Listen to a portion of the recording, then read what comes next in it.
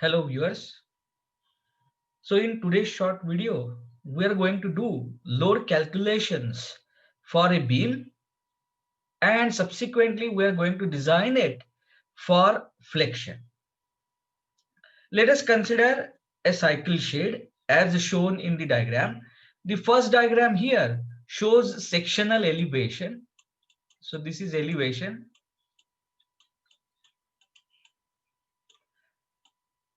and the diagram at the bottom shows the plan of the structure.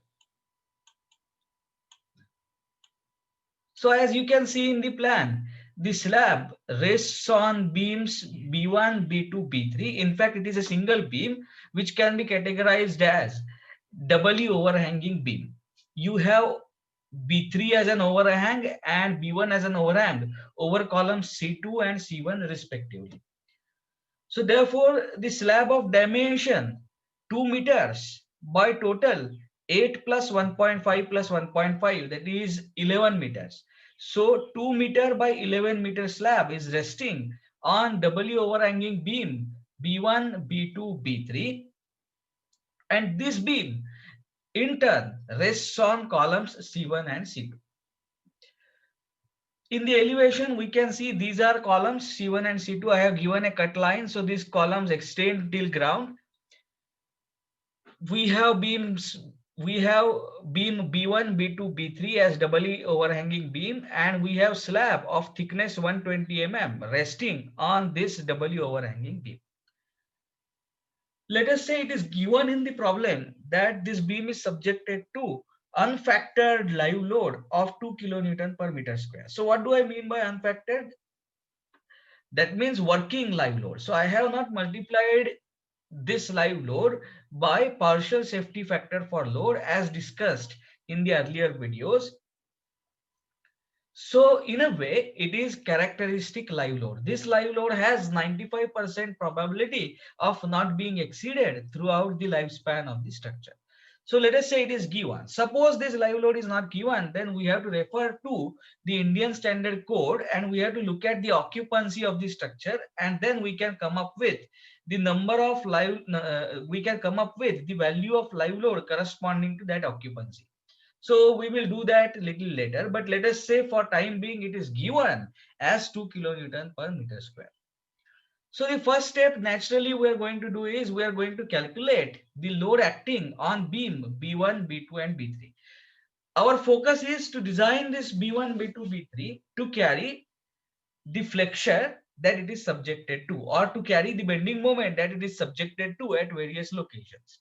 So the first step that we're going to do is its load calculation. What kind of load comes on beam B1, B2, B3 is of interest. So first we are going to calculate dead load. So dead load, as we discussed in earlier videos, it is that load which neither changes its magnitude nor the position. So dead load is on account of two things. One, self weight of the slab, and second, self weight of the beam. So let us first calculate dead load corresponding to the self weight of the slab. So to calculate this dead load coming from slab on beam, what we are going to do is we are going to consider a strip of width 1 meter along the length of beam. So what I mean to say is this. Let us consider the strip of 1 meter width along the length of the beam, and we will compute the total self weight of slab corresponding to this shaded area, slab portion corresponding to this shaded area. That will be the intensity of UDL due to self weight of slab on the beam, and I'm going to call it as W self weight of slab. So let me call it as WSS. This is not a standard notation.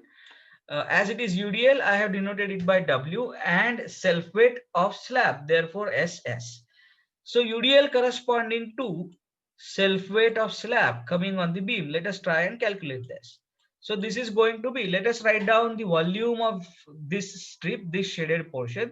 It is 1 meter by 2 meter thickness is 120 mm, that is 0.12 meters. So it is going to be 1 cross 1 cross 0.12 multiplied by unit weight of the slab. So volume multiplied by unit weight of the slab is going to give you the total weight of the shaded portion of the slab. So this multiplied by 25 kilonewton per meter cube. This is the weight density of reinforced concrete. From where do we get this? In absence of experimental measurements or exact data available, this can be directly borrowed from IS 875 part 1.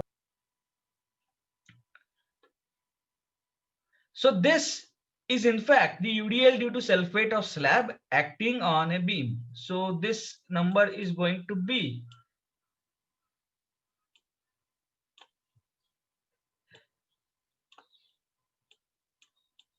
3 kilonewton per meter.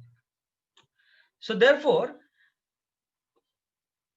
UDL acting on this beam due to self-weight of slab is 3 kilonewton per meter.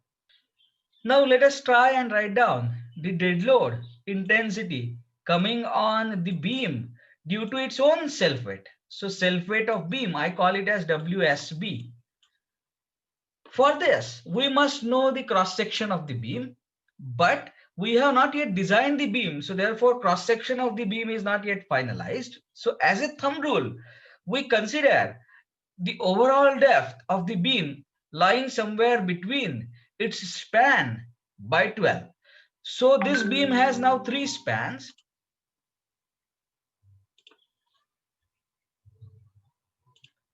This beam has 3 spans, B1, B2 and B3. Out of that, the longest span is B2 corresponding to B2 and it is 8000 mm. So as I said, as a thumb rule, we consider depth somewhere between L by 10 to L by 12. This is the overall depth of the beam that we will consider. So let us say overall depth of the beam is 8000 divided by 12. So that turns out to be somewhere close to 670. So let us say it is 700.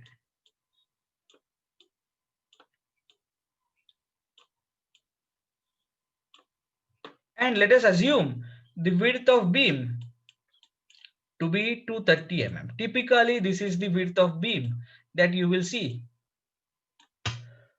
in the buildings. So therefore, width of beam is assumed as 230 mm. So what is the intensity of UDL on beam due to self-weight of beam? So we are now going to consider 1 meter run along the length of the beam. What is the volume of beam corresponding to this 1 meter run? So it is going to be this 1 meter multiplied by width, which is equal to 0.23, multiplied by overall depth, that is 0.7. Mind you, here we have to take overall depth for calculation of dead load and not the effective depth. So overall depth is 0.7 multiplied by, again intensity, again unit weight of reinforced concrete, which is equal to 25 kilonewton per meter cube.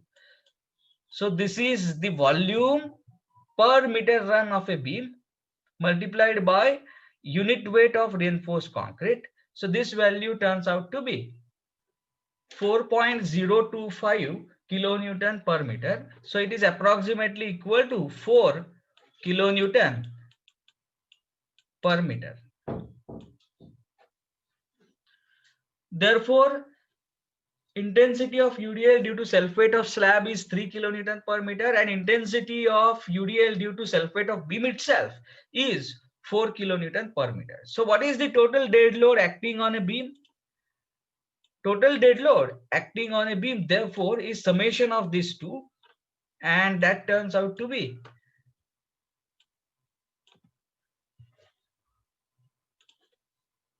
7 kilonewton per meter. So intensity of total dead load, I'm going to call it as WD because it corresponds to dead load. So intensity of dead load acting on beam is 7 kilonewton per meter. Now what about live load? So the live load intensity is given as 2 kilonewton per meter square. Now what we are going to do is, we are again going to consider the portion of the slab having width of 1 meter along the length of the beam. On this shaded portion, the total live load acting then will be equal to 3 kilonewton per meter square multiplied by area of this strip, because the live load is going to act on the slab. Therefore, slab area, slab surface area. Therefore, it is going to be 1 into 2. So this is the intensity of live load that is going to act along every 1 meter run of this beam. So intensity of live load turns out to be 6 kilonewton per meter. So now this beam is subjected to dead load intensity of 7 kilonewton per meter and live load intensity, which is very comparable to dead load intensity of 6 kilonewton per meter. Mind you, now these are the characteristic values of live load and dead load. These values have 95% probability of not being exceeded, but we do not design the structure for characteristic load. Instead, we design the structure for factored loads. And now naturally the question that arises in our mind is, what are the various load combinations of this dead load and live load that we should explore to find out the maximas of design moments in this beam B1, B2, B3. Let me try and clear what I said. So just remember these values. Dead load intensity is 7 kilonewton per meter and live load intensity is 6 kilonewton per meter. So let me draw the schematic of this overhanging beam here. So this is the support from column C1. This is the support from column C2. So I'm going to call this as B1, B2 and B3. B2 has the span of 8 meter, B1 is 1.5 meter, B3 is 1.5 meter. Now dead load always is going to act throughout all the spans. It is going to act, always going to act throughout. So therefore, I will show this dead load as it is. Mind you, this is unfactored dead load, yet we have not applied the factor, partial safety factor for load. So this is unfactored dead load WD, and that is equal to 7 kilonewton per meter. Now what about live load? Live load can simultaneously occupy the entire span, or it may be selectively present at few locations. So what are the various combinations of dead load and live load positioning that we can come up with? So in one of the combination, it may so happen that the dead load is present on the entire span B1, B2, B3, but live load is present only on B2.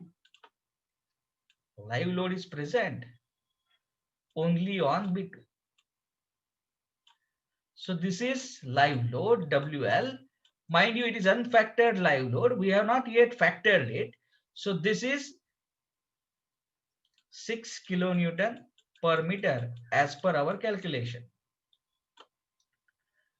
It is also possible that in certain situation, the live load is present on the entire span. So on all the spans. It is also possible that the live load is present only on this span. It is also possible that it is present only on this overhang. So in principle, there are infinite possibilities of placement of live load, and each of the possibility is going to lead to one combination of dead load and live load. For example, dead load present on all spans and live load is present only on B2 is one possibility. Dead load 7 kilonewton per meter present on all spans, and live load is present on all spans is the another possibility. Dead load 7 kilonewton per meter present on all spans, and live load present only on overhangs B1 and B3. This is another possibility. So there are n number of such possibilities. The question is, which of these combinations are going to be the critical ones for design of beam B1, B2 and B3? And this precisely is the question that we are going to address in our next short video. So with this load calculation and understanding of importance of load combinations, we will stop here and we will take this point forward in the next short video. Thank you.